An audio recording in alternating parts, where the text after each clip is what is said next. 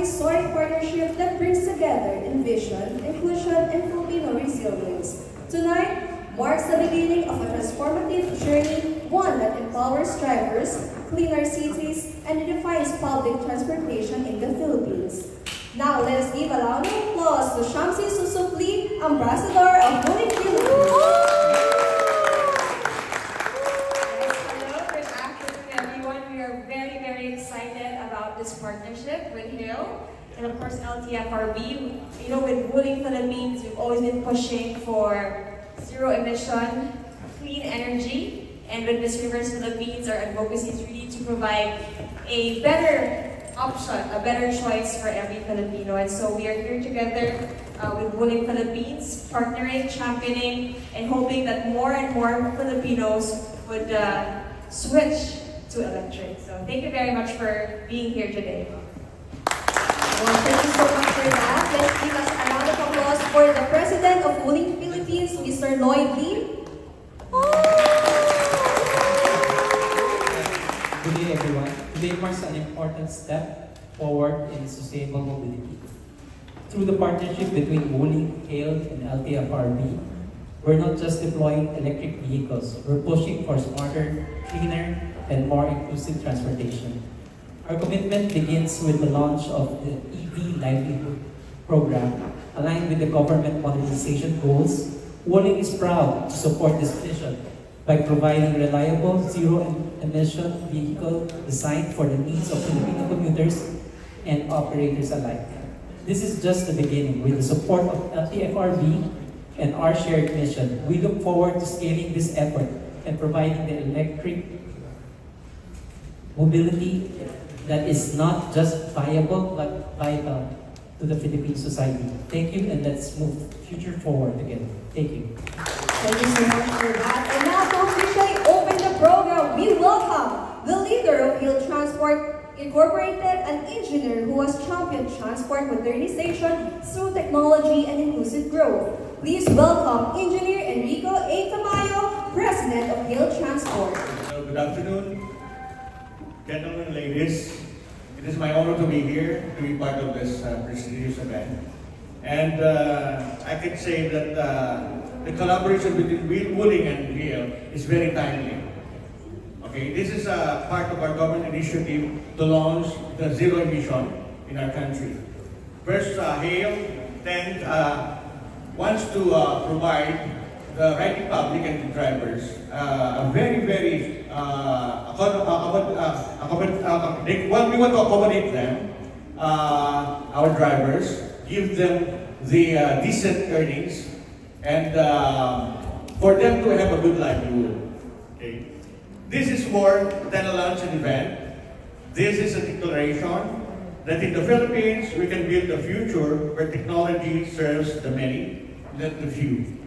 Today, we answer to the call of the new OPR Secretary Vince Dizon and LTFRB Chairman Trevor Libuanes III to provide affordable, responsible, and safer commuting program in the Philippines, with a planned deployment of 20,000 electric vehicles in the next 5 years, starting with 5,000 units in Metro Manila, Pampanga, Cebu, Bacolod, Iloilo, Palawan, and among other cities in the Philippines.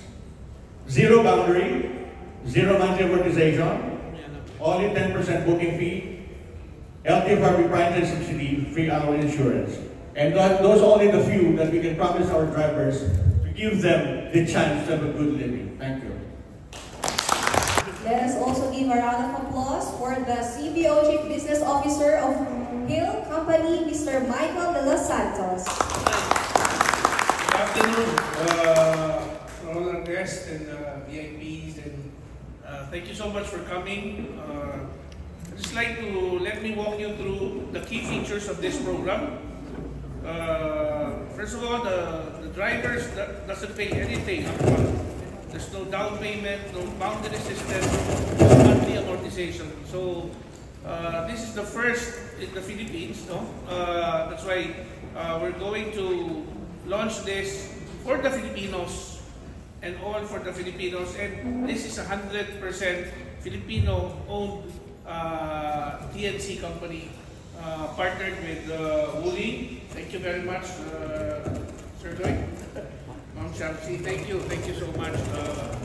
So that's it. We just welcome all the drivers to join us, and definitely you'll have a bright future with Hale and Wuling. Thank you so much.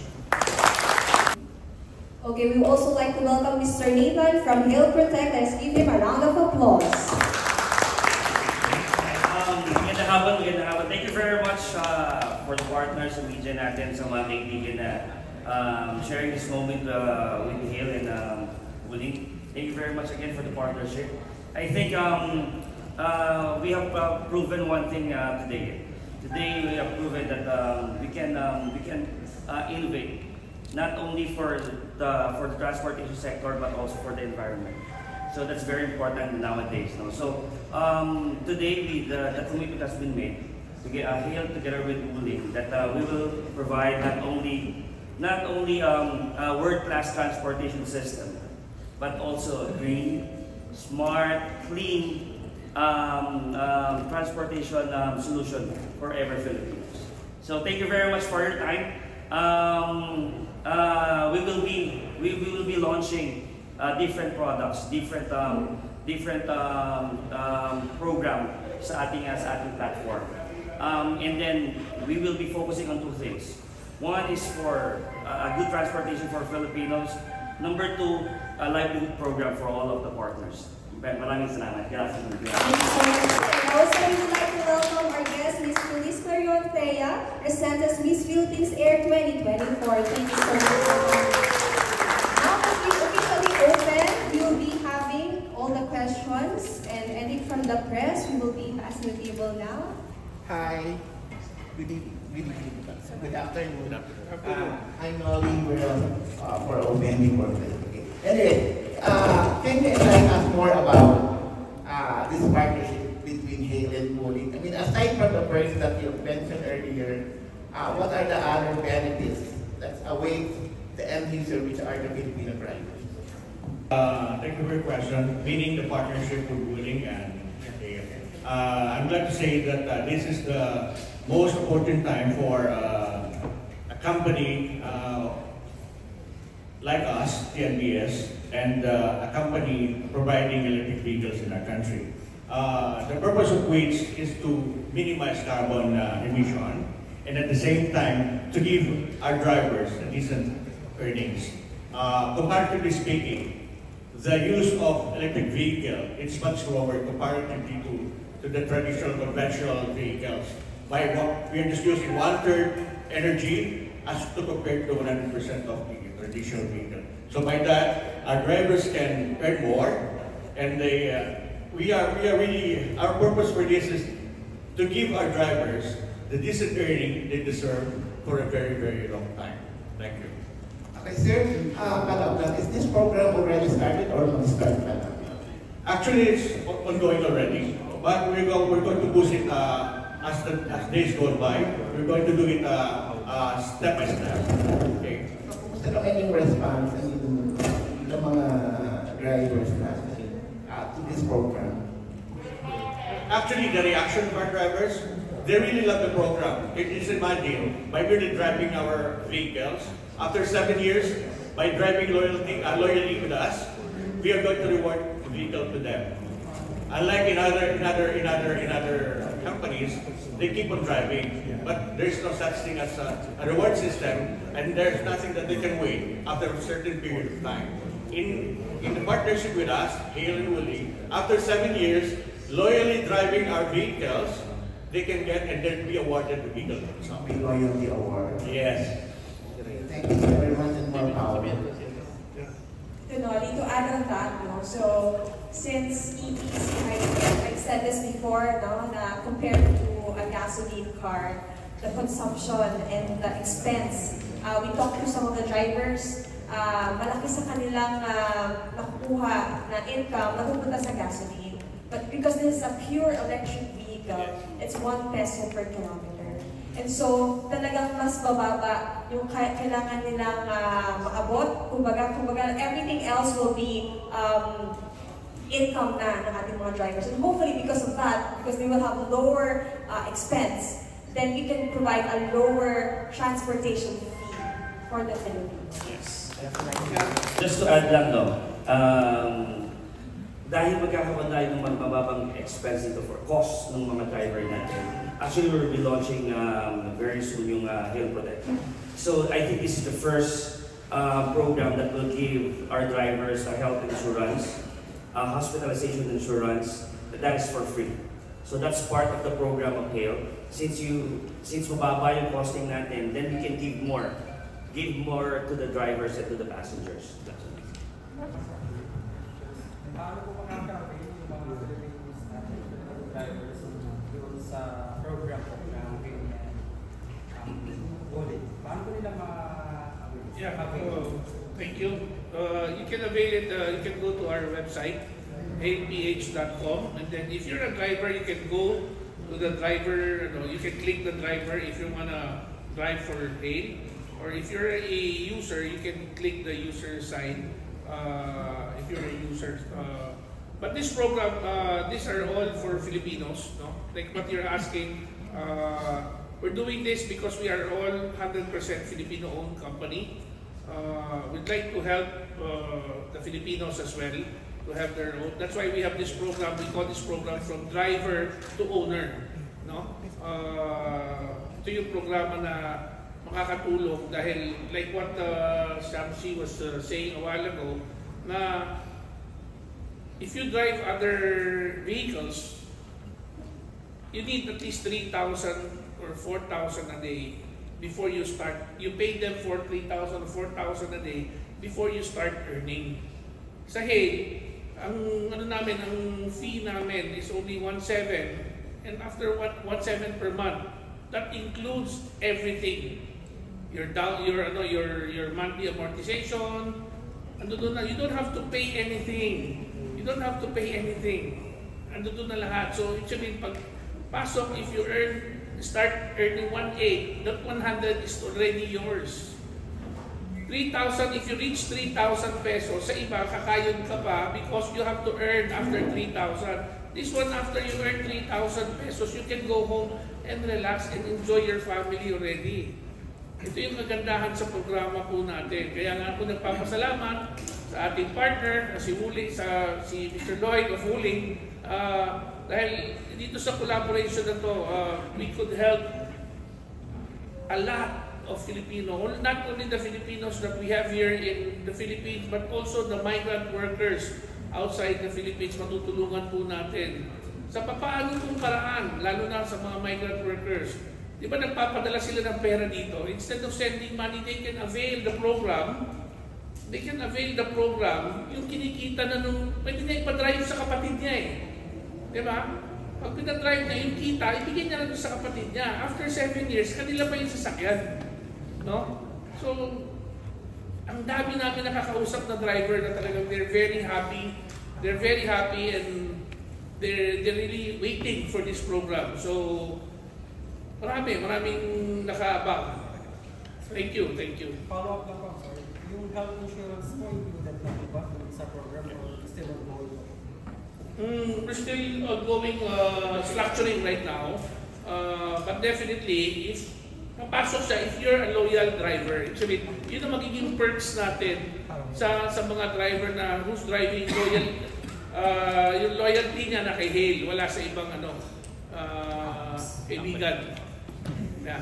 Sir, tumatanggap din po ba kayo ng Federation of Organization ng mga driver?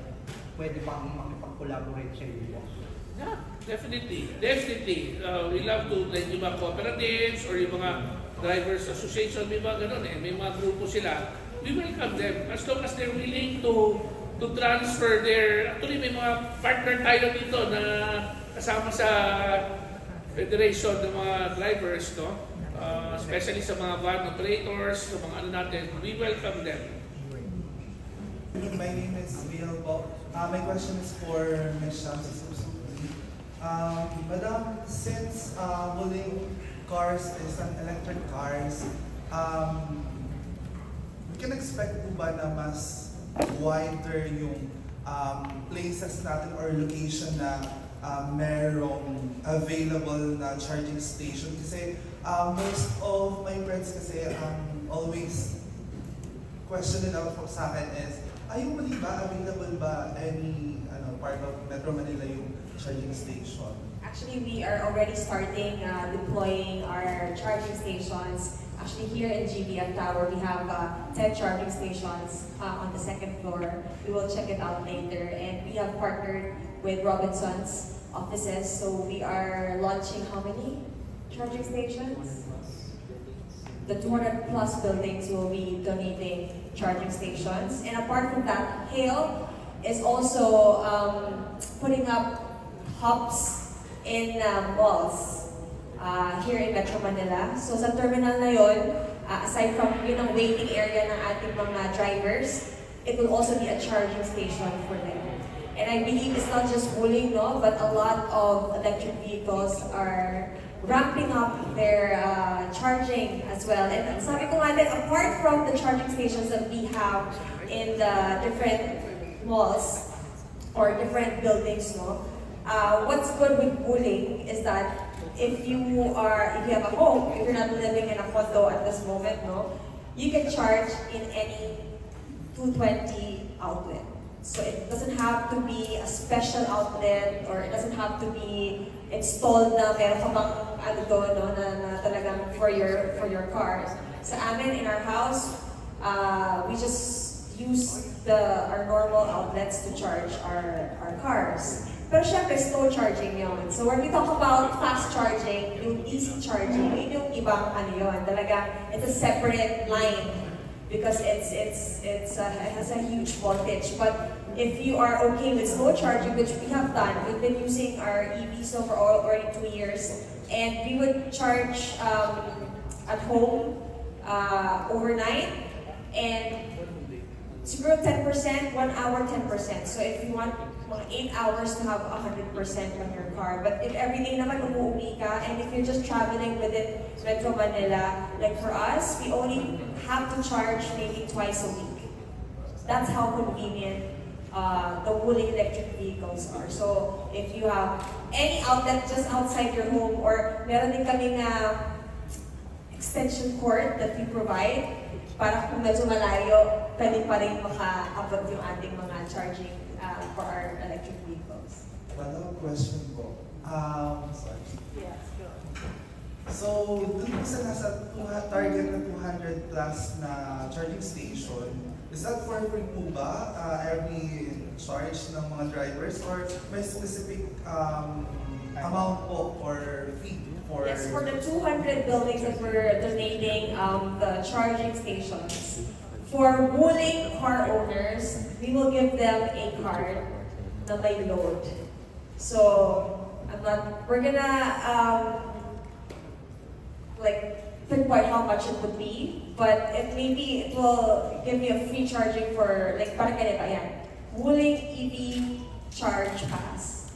And so this is what you use to tap on the charging stations para ikaw ay makapag-charge ng car mo sa ating mga charging stations na na-install ng Wuling, no? So this one, if you're a new car owner, loloadan na namin to para makagamit ka ng free. But if you're not a Wuling car owner, you have to pay doon sa ating mga charging stations. Okay, sorry. Last question. This is for Sir Lloyd. Sir Lloyd, sorry. Yung question ko naman, we talked about it before, about Wuling car. Siyempre, aside from the charging stations na i-provide ng Wuling or ng Hale, if ever na sa home mismo ng car owners yung i-charge yung car, pwede ba natin enlighten yung mga possible buyers or customers kung nasa magkano yung magagastos nila every charge? Halimbawa, per month, yung magagastos per month. Actually, maliit lang. Kasi kung sa average gasoline cars, ang gastos mo ay 10 pesos per kilometer. Pagka sa EV kasi, parang 10 or 20% lang eh. So, 1 to 2 peso. Depende sa gamit. Siyempre, nakabukas yung aircon, may konting consumption yung mga 15 to 20%. But then, relatively, mga 10-15% lang ang consumption. So, for example, ang gasolina ko, 2,000 pesos yung full tank. Sa electric, automatic yan. Bukas mo lang na zero. Yung 2,000 mo maging 200. Yun lang. Ganun lang ang charge. So, sa meaning, ang sasakyan, kunyari, gusto mo makatipid, sa bahay ka mag-charge, saksak mo lang diretso sa outlet. So, yun na. Tapos 5 to 6 hours full na yan. Eh, hindi mo naman sasagarin yung charge mo. So, pagka bumaba yung reverse ako, daily use mo sa 15%. So, pag charge mo yan, overnight, automatic naman nag-off yung charger natin. So, pagka full charger siya, yeah, 100 na. The next day, 100 na ulit.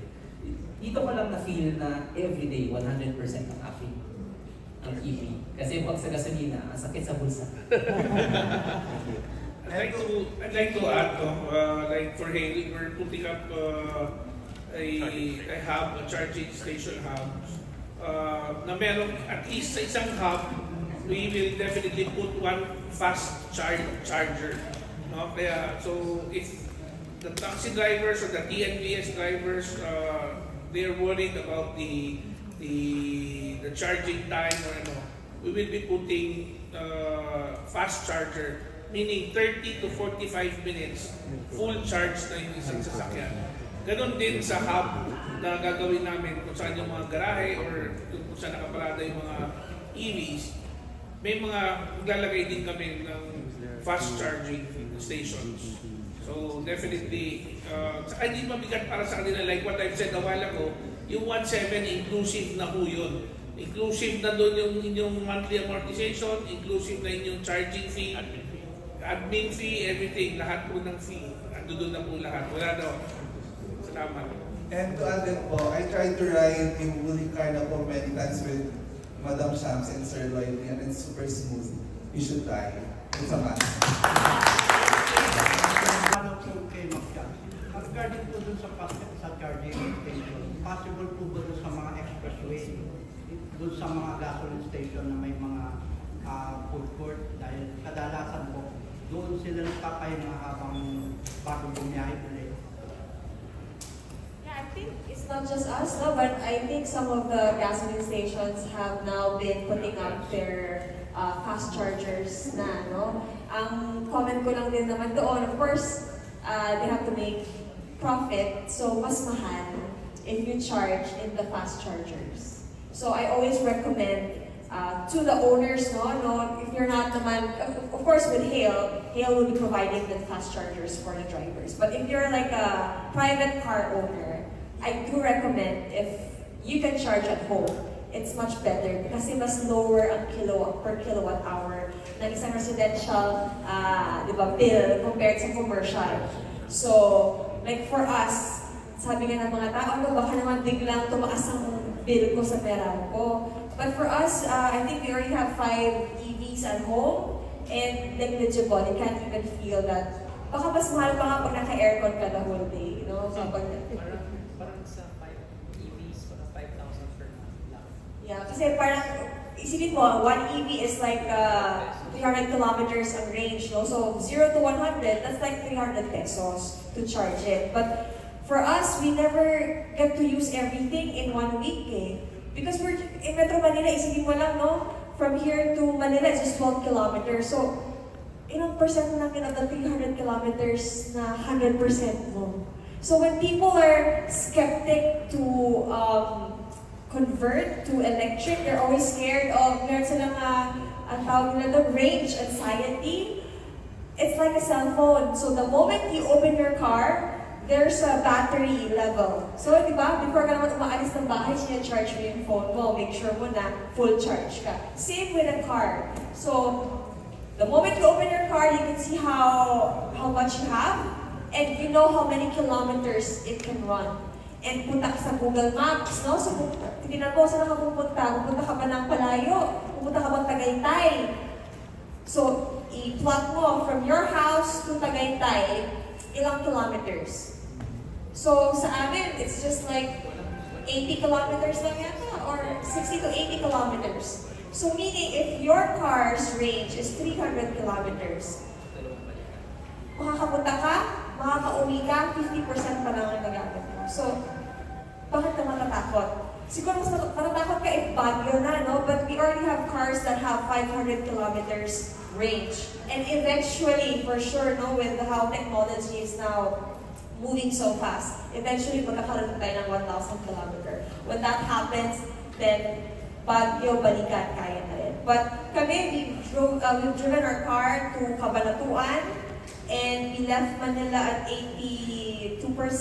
We arrived in Cabanatuan at like 38%. And I just talked to the hotel where we were staying, at nag-charge po ako kung saan nag-charge yung security guard ng kanyang cellphone. So magkatabi kami, naka-charge yung cellphone niya dun sa isang outlet, at naka-charge yung sasakyan namin katabi lang ng kanyang, kasi syempre ano siya sa parking lot, no? And we just charged for 4 hours, and umabot agad kami ng 80%, and the next day we were able to come back to Manila. So, I mean, you just have to try. And I think lahat ng skeptics, once you really have driven an electric, there's no going back talaga to gasoline. Yeah, thank you. I'd like to add, and palaparan po natin si... I'd like to add sa sinabi ni yung nag-question, sorry, Royel. Yeah, I'd like to add na totoo yung sinabi mo kasi I'm driving a Wuling Starlight right now.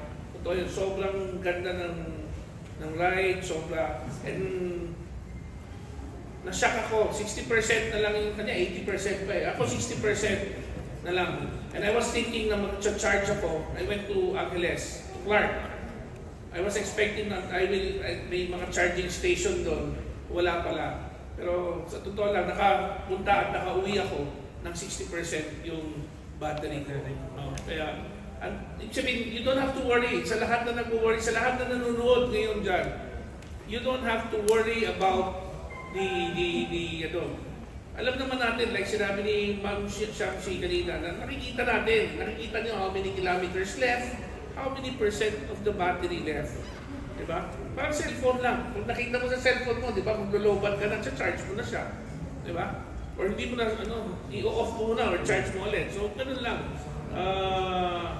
Lalo na ngayon, this morning, I just got a message from my Facebook na the gasoline will increase by another 4.480 or 5 pesos per liter ang diesel, no? So, talagang it's time. It's time for EV. Dapat hindi kayo maging, maraming drivers na natatakot. So, sabihin ko sa inyo, huwag kayong matakot dahil ating unit is 333 kilometers range, no? And for a taxi operation, binase namin ni Lloyd, sinek namin nakaraan, sa isang 16 hours drive, I think you will only consume 200 kilometers o 220 kilometers. So you still have another 80 kilometers left para makauwi ka pa. No? So, ganun kaganda. Dito lang yung ibang, yung ibang EV, 200 kilometers lang. So natatakot sila dahil kulang pa pag-uwi nila sa garahe. So, dito 100%. And then we have a unit like Starlight. We have 510. No? 510 kilometers. Yun yung ginagamit ko ngayon. 3 days na, hindi pa ako nag-charge. So, thank you. And when you buy a Wuling vehicle, we'll provide you with a charger. Parang cellphone talaga. So this charger, you can just put sa back of your car, and yung plug niya is just like a normal plug. So kami, we always bring that. So whenever where we are, pupunta kami sa bahay namin sa Tagaytay, we can just charge there. So it's very convenient, and I still can't believe why people are not, parang panicking and getting an EV car right away. Kasi the savings din, grabe. Like, we've never seen a gas station for like 2 years already. And at least hindi ka na kailangan mag-isip na yung driver mo, ma'am, kailangan pang gasolina. Hindi. Make sure lang na everyday, pagdating niya, it's-a-charge na yung mga sasakyan. Excuse me. Does this program apply only in Metro Manila, or can you apply it in the province? In the province. Actually, as I mentioned a while ago, we're targeting different cities in the Philippines, particularly, of course, Metro Manila. We have a bulk of projects in Metro Manila. We have Angeles City, Bataan, Iloilo, Palawan, Bacolod, Iloilo. And now I'm flying out to Palawan to start the program. Thank you, sir. I'm Trixie Daos from Balimundo. My question is just simple. For Hale, why Wuling, and for Wuling, why Hale? Why Wuling for Hale and Hale for Wuling? Is that correct? Yes. Okay. First and foremost, Wuling, as we all know, kamukha rin sinabi ni Ma'am Shamsi kanina, yung range niya napaka-laki, di ba? So it's it's convenient comparatively speaking to other brand, no? So sa mga drivers, advantage na naman yun. So sa Hale naman, siyempre gusto namin, yung mga drivers namin, better yung option nila. That is why Wuling. And now, I think Shamsi should answer why Hale for them. It's like you're asking, like, you know, when destiny happens, it just happens. And I Yes. think when the two companies came together, this will not happen without one. So I think when we first met Hale, of course, as a skeptic one, no, I'm always skeptic. I always, you know, try to stop my husband from entering new things, new ventures. But you know, my husband is, we might say, has a vision. He has this mindset that, you know, so many things can happen as long as, you know, you just take one step. And he's very optimistic about this partnership. He has always been championing electric. Even before, talagang when we were in the US, he wanted to have an electric vehicle. And now that we have Wuling, he really wants to promote it to the Filipinos. Kasi it's not just us, you know, profiting from this, but it's more of for the Filipinos to realize the perks and the benefits of switching to electric. Because kami, user talaga kami, no, of Wuling. And when Hale came in and they told us their program, and this program is really giving opportunities for, not just for the drivers to have a daily income, but for them to become the owners of the vehicles. Diba? Napakaano lang ang focus ngayon. And again, as I've said, no, in our life, sometimes you will realize as you get older, it's not about how many things you have accumulated in your pocket, but it's more of how much impact you have given to your community. And I think it's our way also to give back to the community through Hale. Ito na, mga drivers, sana alagahan ninyo ang ating mga cars. Because eventually, you will be the owner of the car that you are driving. Just for 1,700 a day. No down payment, nothing. So the risk is with us, and we even provide you with insurance, health, medical benefits. So it's really us taking care of the drivers, and hopefully because of the care that we give to the drivers, sana yung care na yun maipasa naman nila sa ating mga passengers. Thank you. Trixie, I'd just like to add, why Hale Wuling, why Wuling Hale? I'll have a very, very short, sweet and short answer to that. When we sat down, the objective and the passion of both Wuling and Hale are the same. Pag-upo namin, ang sinabi lang namin, ang gusto namin tumulong sa kapwa Pilipino. Sabi ni Lloyd, yan din ang gusto namin. So within 5 minutes, we shake hands, and then, ito na, history comes at darating to, sigurado. I would like to ask, since let's say 30% of our drivers na rin, siguro nakapag-try na rin nag-drive ng electric cars. So are we going to expect, or yung mga drivers ba natin magkakaroon din sila ng trainings before riding Wuling? Yeah, definitely. Thank you for your question. Definitely, siyempre, we will not put the passengers, our passengers, in harm. Diba? Definitely, we will have some seminars on how to operate, and at least we cannot say na sure na kami, sabihin mo lang sa amin na may seminar ka, tatanggapin namin. Siyempre, ayaw namin mapahamak yung ating mga pasahero. No? So definitely they will undergo seminars and trainings as well. And just to follow up din po, since this is new app, so are we going to expect like any vouchers, especially sa mga first-time riders, any yes, promos? Nagpaparinig si Pao. Secret. Definitely, right now kasi we're ongoing onboarding the drivers. So sa users, wala pa muna kami masyadong ano. But definitely, we are reaching one target of the number of drivers. We're nearly 5,000 drivers, no? Maraming salamat sa buong team ng Hail, no? We're reaching 5,000 drivers. Definitely, once we reach the 5,000, we will do the promotions for the users. And then we will be giving, para alam nyo, we will be giving 500 free rides every day for the next 30 days once we start launching the users app. So, kailangan lang namin sa inyo, like what you've asked, kailangan din namin siyempre ng supporta ninyo. No? Sa ngayon, medyo, pag nag-check kayo, may mga drivers, pero definitely, dahan-dahan. Wala naman nagsisimula ng ano eh. Wala naman nagsisimula ng malaki or mabilis agad, no? Ang kailangan lang dito, tulungan.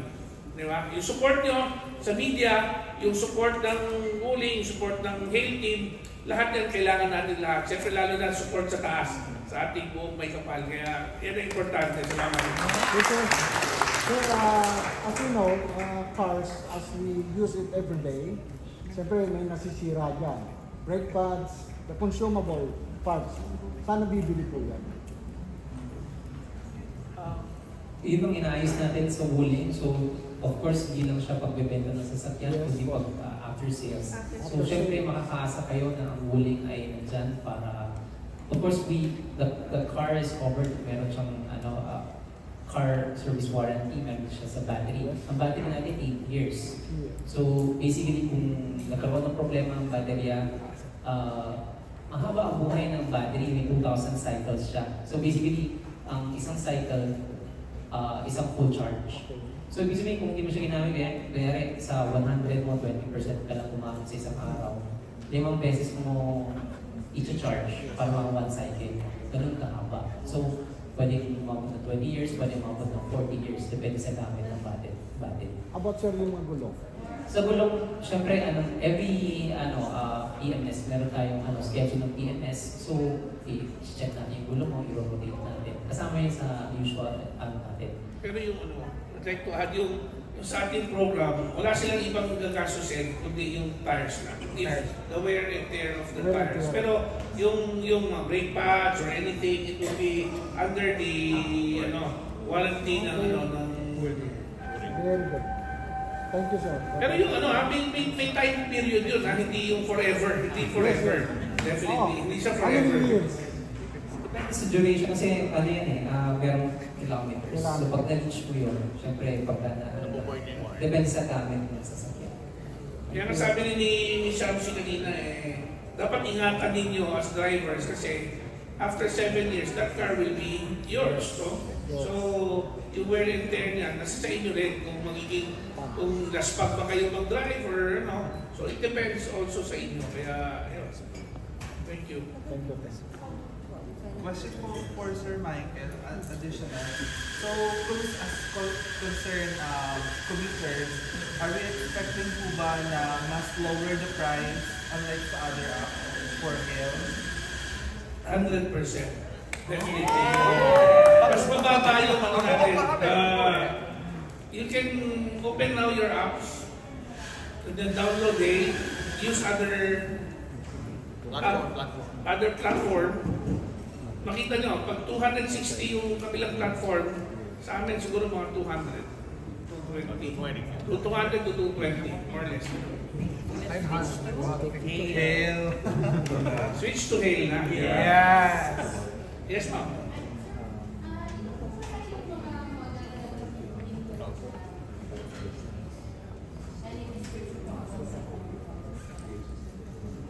Yeah. Ang model ng Wuling right now, big goal for the taxis and TNVS, also with the sa luxury-based airline tayo, and then we have Sunlight for vans. Tapos, yun, meron tayong mga logistics and but right now we have 3 models for Wuling under program. Saka nagandahan mo natin yung van natin is like, parang SUV din yung price na alam mo yun, pag galing kayo ng airport, example, galing kayo ng airport, marami kayong bagahe, di ba? Normally, kukuha kayo dalawang sasakyan or taxi or ano man yung platform na gagamitin nyo. Here sa Hail, you can get it through one van with the same price of an SUV na 7-seater. Very cheaper. Much cheaper. What if the driver chose not to get the unit after 7 years? Does he have the option to get another new unit? We have an option to buy it off from you. Pwede mo ibenta, tulungan namin kayong ibenta, at least yun yung pera sa inyo pa rin. Or we can change it to a newer unit. So, wala problema. Parang trade-in. Alright. Pwede naman. That's part of our program. But yeah. Okay. We can... The partnership with the distribution